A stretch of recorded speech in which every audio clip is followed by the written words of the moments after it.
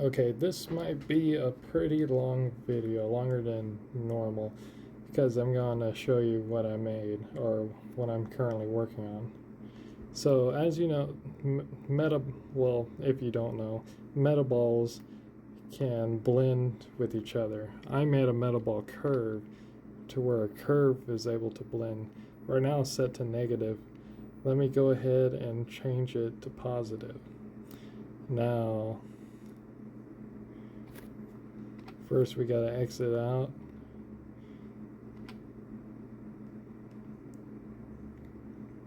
Click here. See, this would be so much easier with add-on. Now it's set to positive. Right now it's set negative. Now it's set to positive. Okay. So now you can add things together. So if I go in here, I can move it and it will blend. I have it set to where it's reduced when you move it. And you can duplicate it. You can create one instance. Right now it's a capsule. You can change it. So if I wanted to change this, I'll just click here, change it from capsule. Let's change it to a ball. Change it to a ball, or let's change it to a cube. Change it to a cube, and it has, let me go ahead and get it back where it's centered.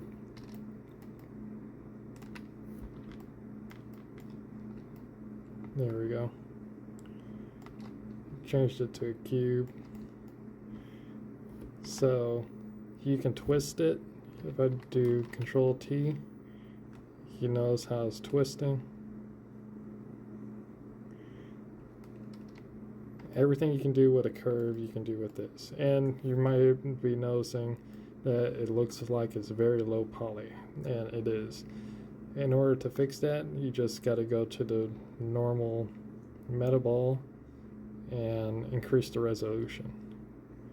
So as I increase the resolution, this is what it will look like when I'm basically done with it.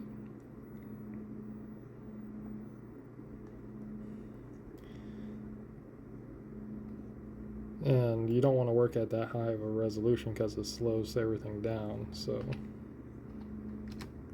you might be working at something like this. And you can move it around.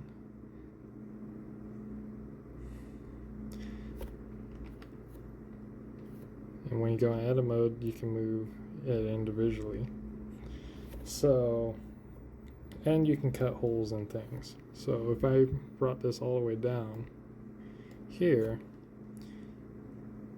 I just need to go back to the metaball, turn it negative, and now it's cutting everything.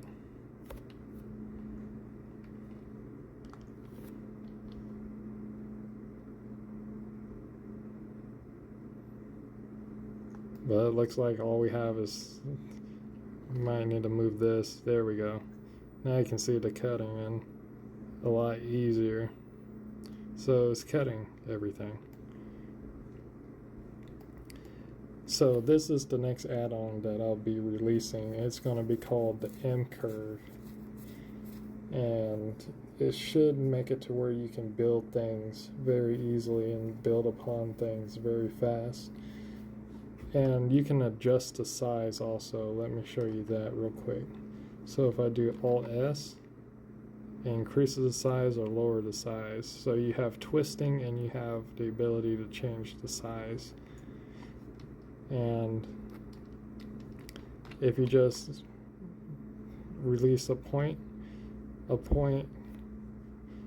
has all the abilities to rotate and do everything a normal regular instance would do.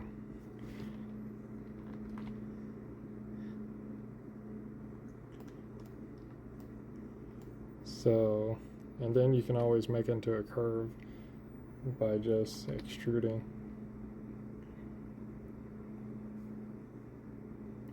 Alright, so that's the M curve.